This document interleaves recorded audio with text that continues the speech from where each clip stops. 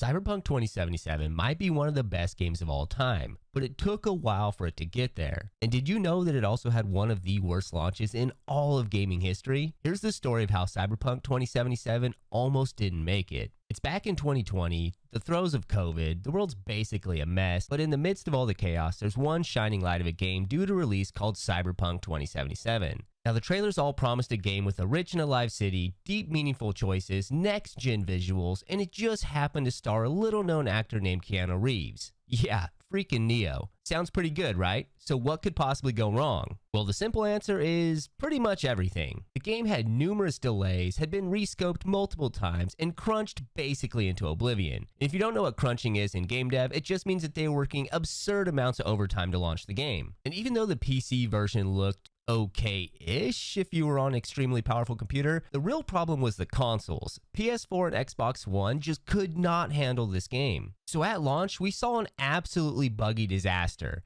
NPCs were T-posing in the streets, things were exploding for no reason, there was missing textures everywhere, and for most players, it was just a non-stop crash fest. And when they weren't crashing, the FPS was so bad, it's like you were playing in a slideshow. But this is where it gets even worse. CD Projekt Red, the devs, they knew about most of these issues. But after years of hype and huge pressure from investors, they pushed the game out anyways to meet the holiday launch deadline. They thought that they could just launch the game in the state it was in and just fix it with some early patches. And that just never happened. So because of this really bad decision, the launch was so poorly received at this point that the online backlash was insane. At one point, Sony even removed the game from the PlayStation Store and offered full refunds due to how unplayable the game was. And just to be clear, this almost never happens. This caused CDPR stock to tank, and it took years for them to rebuild the trust it lost with gamers. The good news is that the story does have a happy ending. After the years of patches, bug fixes, and even a critically acclaimed DLC, Cyberpunk has finally become the game it should have been from the start, solidifying itself as one of the greatest redemption stories in gaming history and also becoming arguably one of the best games of all time.